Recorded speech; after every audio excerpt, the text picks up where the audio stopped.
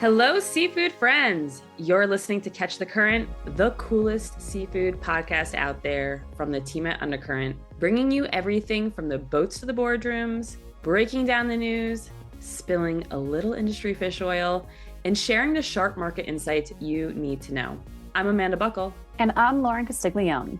In our top story this week, Highliner Foods is seeking a refund of over $41 million from the U.S. government after tariffs imposed under the International Emergency Economic Powers Act were ruled unlawful. The Canadian seafood giant reported a 9% drop in Q1 earnings before interest, taxes, depreciation, and amortization to $29.3 million.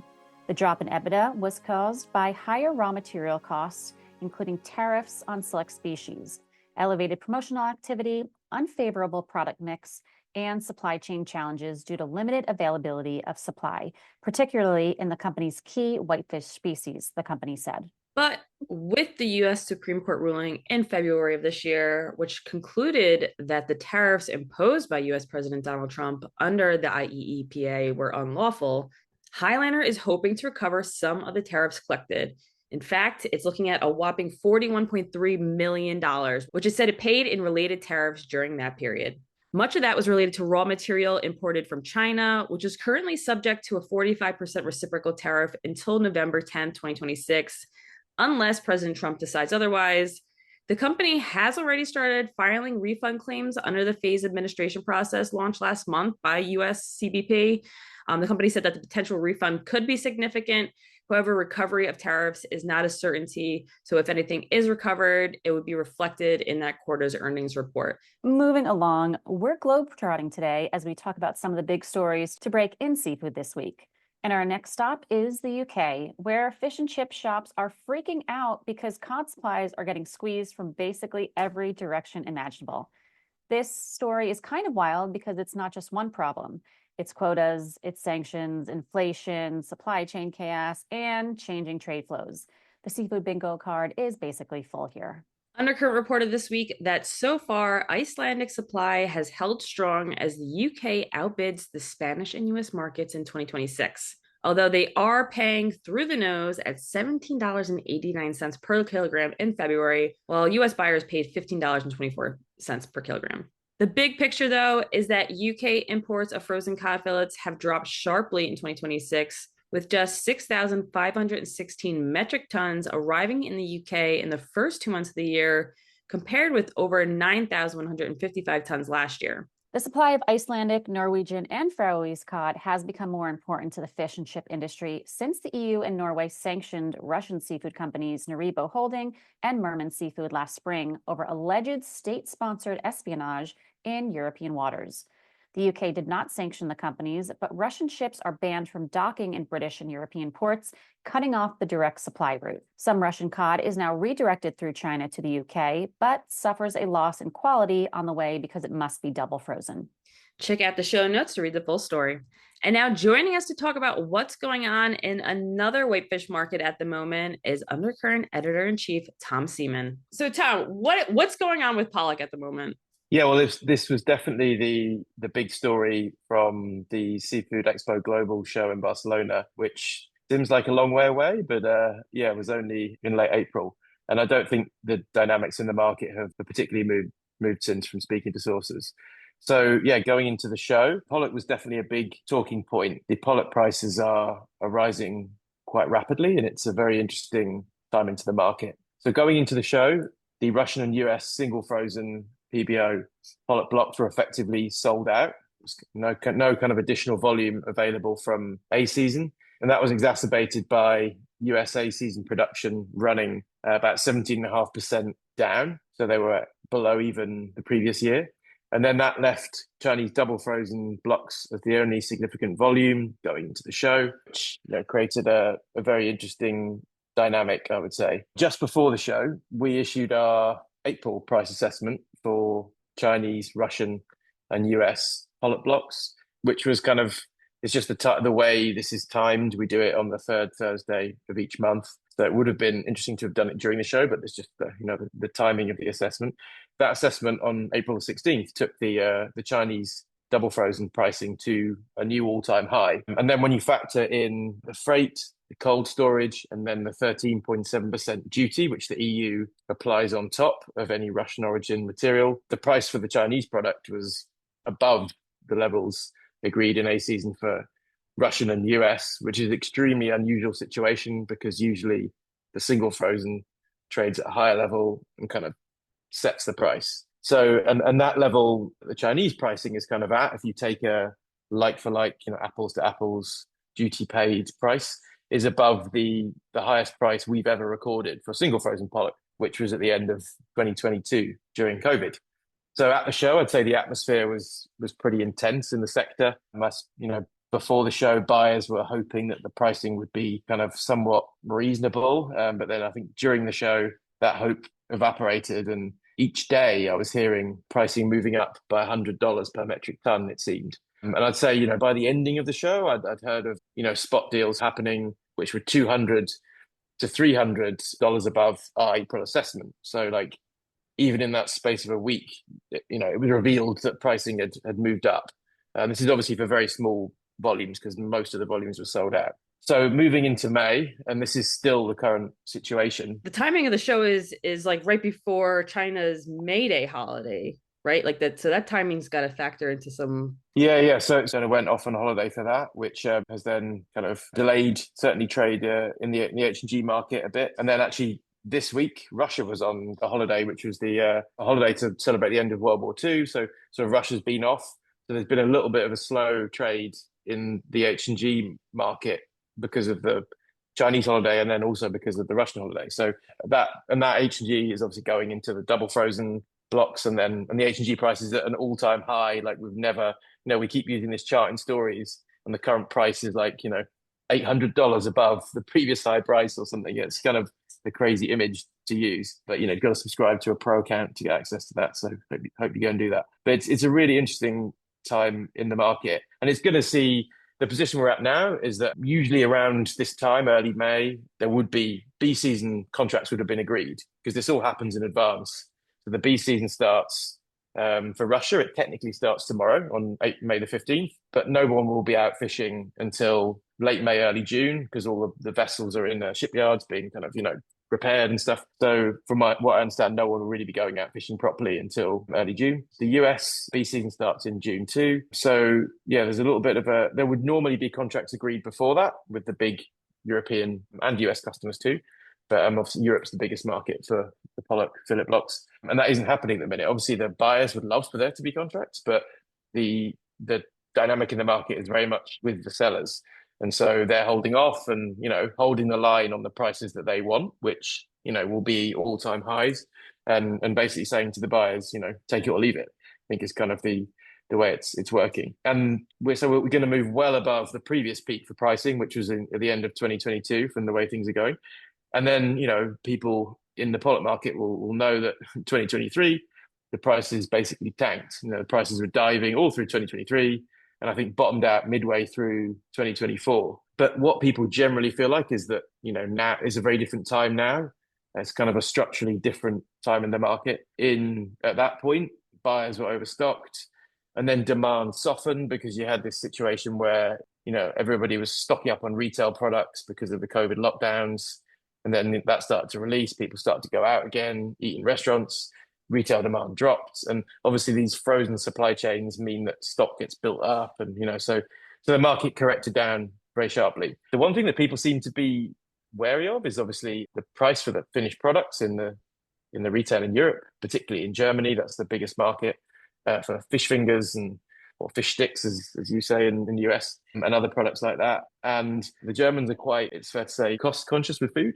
So there's a €3 kind of like ceiling, which I'm not sure the price has ever been over €3 before. Someone might correct me on that, but yeah, there's the way the finished product price is moving. It could definitely get close to €3, if not go beyond it. People seem to think it will stay below it, but that new price comes in the stores on July the 1st, and then it'll be interesting to see what happens with the demand and whether the demand falls.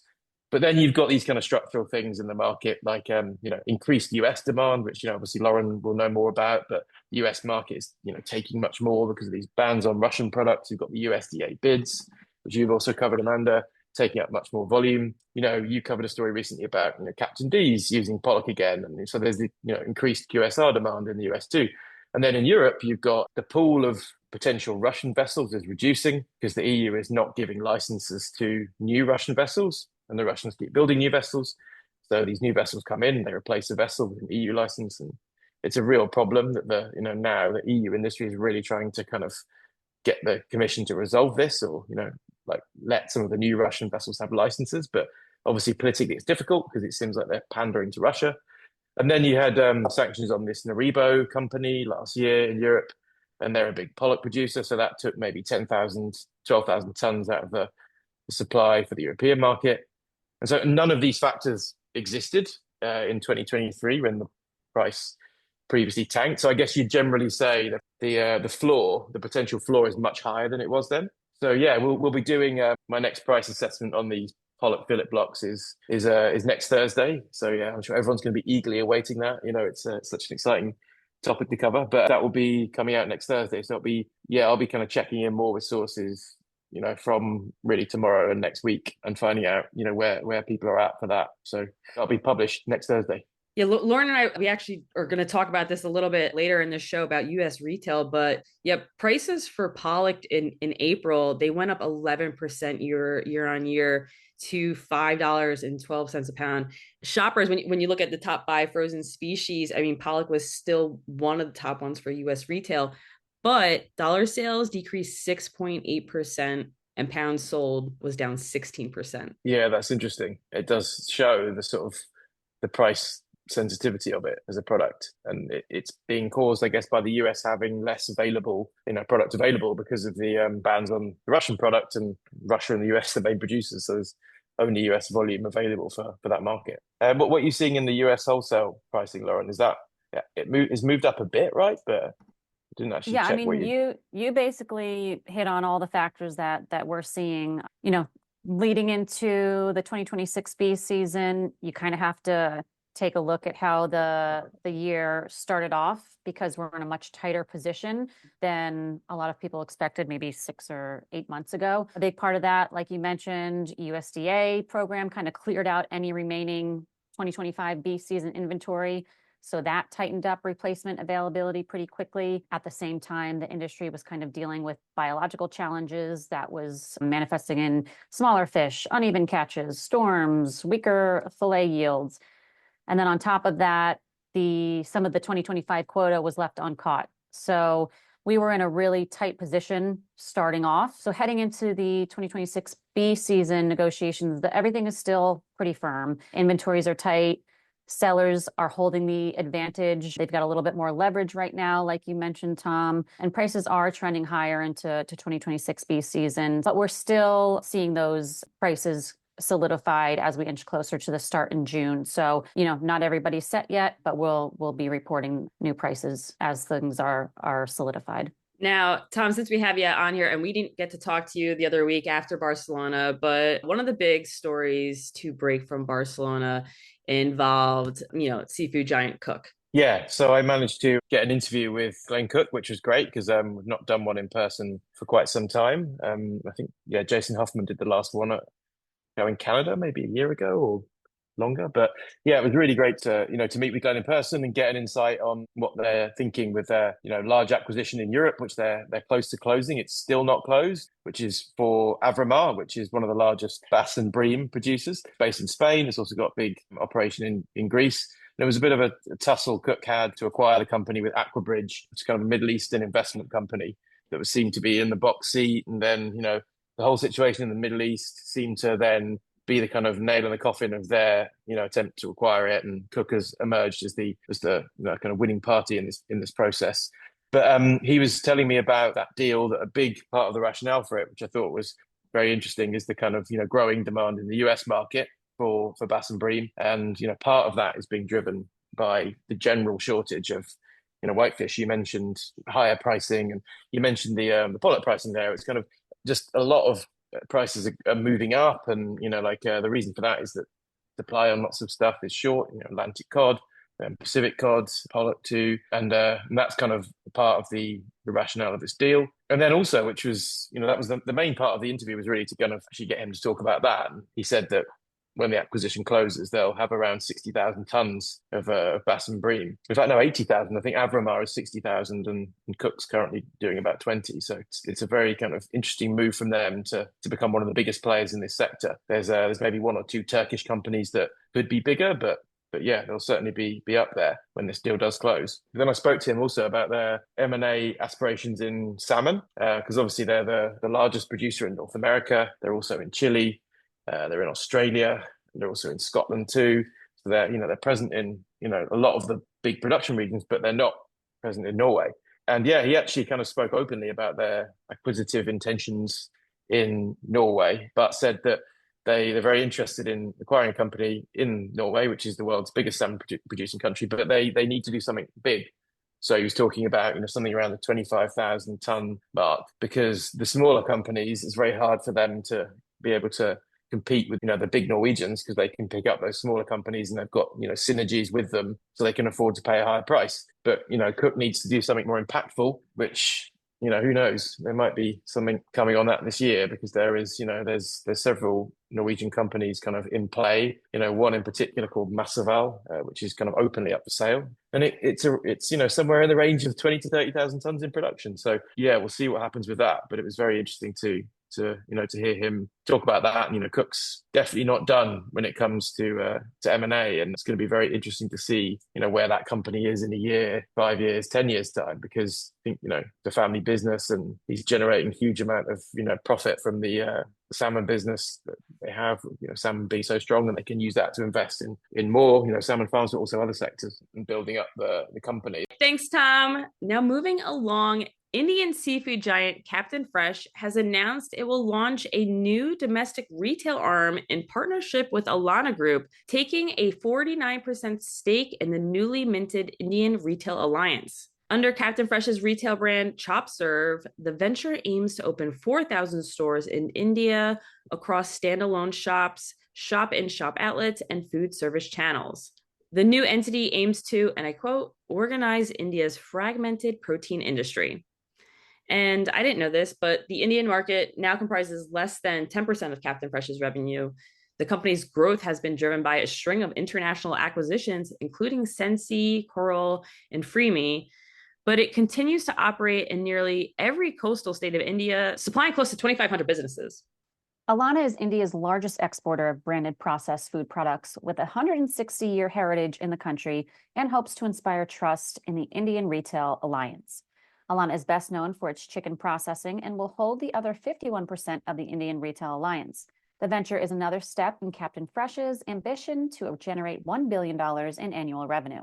Moving over to the U.S., a bipartisan group of 20 U.S. lawmakers, led by Representatives Clay Higgins, a Louisiana Republican, and Troy Carter, a Louisiana Democrat, is urging the Trump administration to launch a sweeping federal investigation into alleged unfair trade practices tied to imported seafood. They've requested a broad Section 301 investigation into harmful practices affecting the U.S. seafood sector in a 3-page letter sent earlier this week to U.S. Trade Representative Jamison Greer. The lawmakers noted that the USTR has historically focused on fisheries subsidies and illegal, unreported, and unregulated fishing. But they say a probe should be conducted to examine a broad range of issues across the seafood supply chain. And that includes alleged false labeling, use of branded antibiotics and fungicides in aquaculture production, government subsidies, labor abuses, environmental concerns, and excess production capacity in competing seafood exporting countries, according to the lawmakers. Higgins and Carter argue that a narrow Section 301 investigation would bypass a unique opportunity to meaningfully address the full range of market distorting practices that suppress prices, distort markets, and displace American seafood harvesting and processing. Argentina, Canada, Chile, China, Ecuador, India, Indonesia, the list goes on, Norway, Spain, I'm not going to name them all, but those are just a few of them specifically highlighted in the letter, although the lawmakers note that the list is not limited to those countries.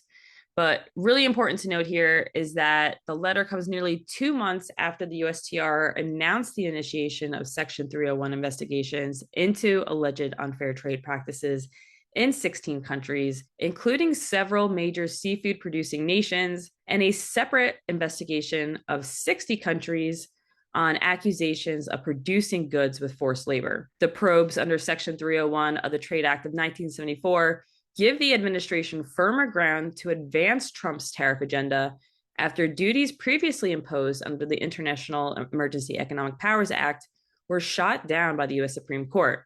Bob DeHaan, Vice President and General Counsel of U.S. Seafood Trade Group National Fisheries Institute, told Undercurrent last month at Seafood Expo Global in Barcelona, Spain, that the investigations are almost certain to generate traffic that will restore the president's negotiating leverage.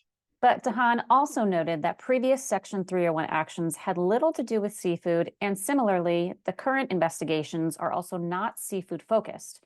However, Higgins and Carter are urging for seafood-specific Section 301 investigations in this case. In the letter, Higgins and Carter argue that a seafood-specific Section 301 investigation would give the administration leverage to, quote, level the playing field for domestic harvesters and processors while addressing longstanding concerns about imported seafood entering the U.S. market under weaker production and labor standards. We'll be keeping a close eye on Section 301 investigation developments, so be sure to check Undercurrent Daily. Now, on to some fun stuff. Another restaurant chain has entered the all-you-can-eat arena, Applebee's, and at a significantly lower price than Red Lobster's current endless shrimp promotion. So how much lower are we talking? Because the deal at Red Lobster was what, $24.99? Correct. Applebee's is coming in swinging at $15.99. So that's like the price that drove Red Lobster to its ultimate bankruptcy, amongst other things. And then they had to raise the price to $20 and then $25. So Applebee's is sticking with it at the $15.99. I think they did that last year too. Of course, the deals are very different. Red Lobster, you can get 3 different types of shrimp to choose from. Applebee's is offering, all you can eat boneless wings, riblets, and double crunch shrimp. You can mix and match too, but it's a great value. And that's kind of what it's coming down to for shoppers. But I've never seen them, obviously there's called all you can eat and the one is called endless shrimp, but I've never seen them going on at the same time. Right. We'll have to take our next lunch break there and check it out.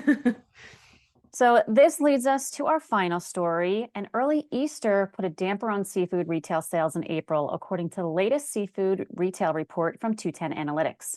But the Easter calendar shakeup is not the only factor that played into April's retail figures. Inflation reared its ugly head again, and as a result, fresh and frozen seafood categories continue to struggle, with shrimp taking a bigger hit in pound sales than other species. Seafood prices rose across all temperature zones, according to RowRank. The frozen seafood category saw a double-digit price increase of 14.4% year-on-year to $8.14 per pound. Frozen shrimp saw a whopping 20.2% year-over-year price increase to $9.11 per pound. Frozen crab also saw significant price increases with the average price of $13.58 per pound, and that's up 11.2% year-over-year. Frozen pollock prices averaged $5.12 per pound, an 11% year-over-year increase. On the fresh side, seafood prices increased 4.6% year over year to $9.99 per pound. Fresh cod saw the biggest change, up 12.9% to $11.48 per pound. But fresh shrimp also saw a double-digit increase. That was up 11% to $9.33 per pound. And then fresh salmon saw a modest 3.6% increase to $11.73 per pound. Shrimp really saw the impact of that price increase. Shrimp, the second most popular fresh seafood item at retail, saw its sales drop 10.3% to 69.5 million last month, while pounds sold also decreased 19.2% year over year. In the frozen category, shrimp continued to dominate April sales, representing nearly half of all frozen seafood sales at 318.4 million. However, as in the fresh category, frozen pounds sold also fell by double digits, down 17.6% year over year. But that does it for us this week. As always, thanks for tuning in, and we'll see you back here next week. Bye-bye.